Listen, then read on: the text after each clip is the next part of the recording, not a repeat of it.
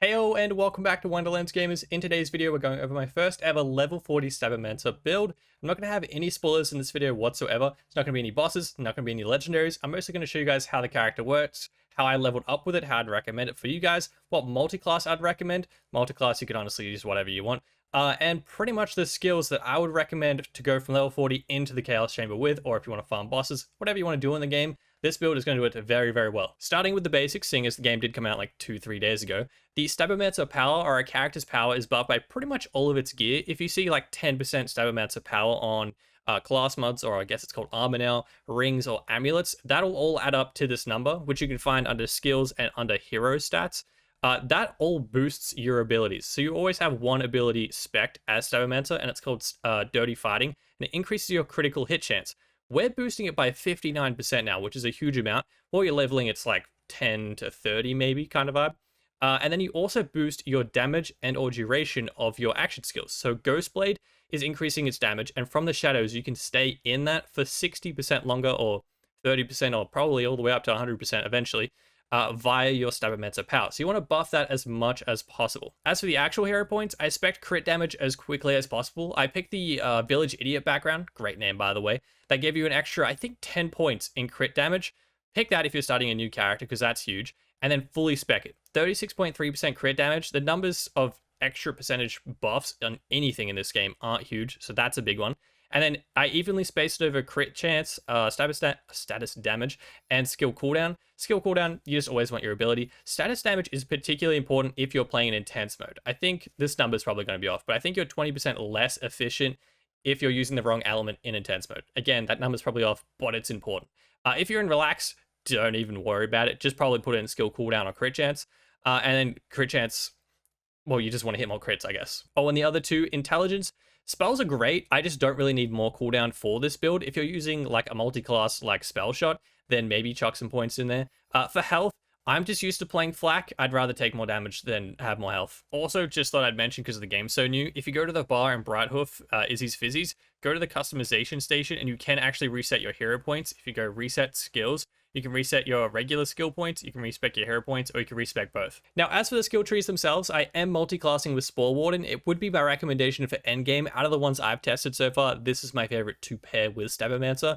But if you're leveling and chose somebody else, don't even stress. It really isn't that big of a difference while you're leveling. I actually played my playthrough with Clawbringer and then decided to change later on.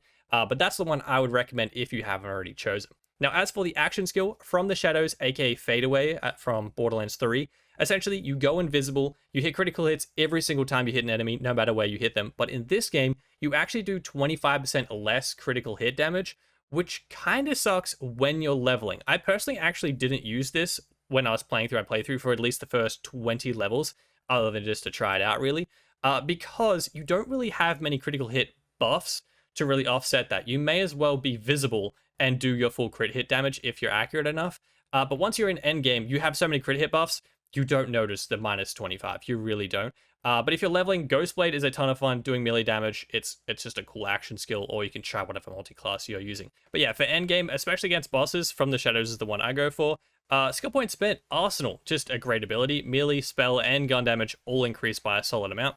We have 3 points in follow-up. Essentially, whenever you do a bunch of gun damage, you stack up your next melee attack damage. So if you just shoot a bunch of enemies and then you find the last guy and just smack him with your melee attack, you'll one dink him pretty much every time.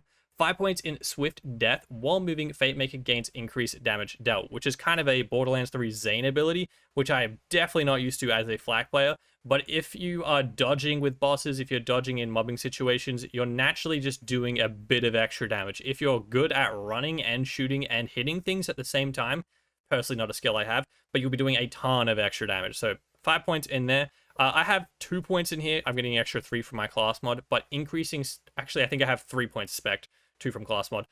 Status effect, increased damage, and duration are really important in this game. They just do more damage in general, and they're more important, particularly if you are in tense mode. If you're in relaxed, you can move those points if you want. 1 point in Shadow Step, essentially, if you get a kill skill, so if you get a kill, it is a kill skill. That means your next melee attack will instantly be a critical hit, which again is just the kill things and then one dink the last guy. Don't need to have that point, it's just nice to dink the last guy.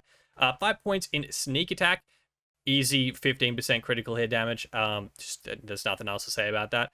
Elusive Fate Maker can now shoot and sprint at the same time. Kind of ties into this ability. If you're running and shooting, you're doing a ton more damage. But even if you're like me and you're not used to running, shooting, and hitting things all at the same time, still spec this one ability because Fate Maker gains a chance to evade incoming damage while moving. Faster moves greater the bonus. So even if you're just default walking, 10% of damage is just evaded. So it's a 10% damage reduction. And if you're sprinting away, you'll take even less damage because you're evading it, which is a great ability. 5 points in 1,000 cuts.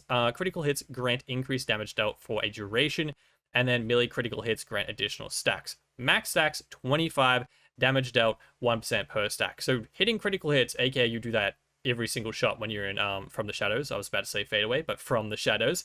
You'll have 25% bonus damage at max stacks, which lasts 12 seconds, so that's a substantial increase. Then the capstone is actually huge. Executioner's Blade, gun, and spell critical hits have a chance to create an ethereal blade, which will impale the target after a short delay.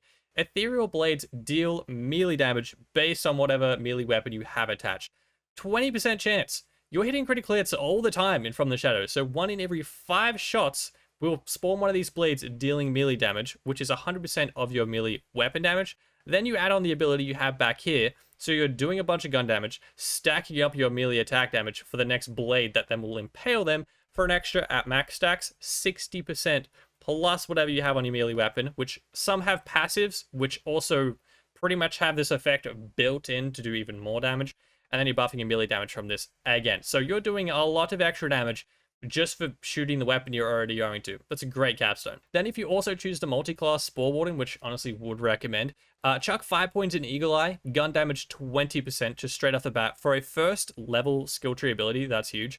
25% gun handling, also helpful for things like COV weapons, they're pretty inaccurate. 4 points in Bounty of the Hunt. If you take 1 extra point from a Stabbomancer ability that you don't like, you can chuck it in here. Action skill cooldown rate, having your From the Shadows all the time is huge. And then 5 points in Bullseye.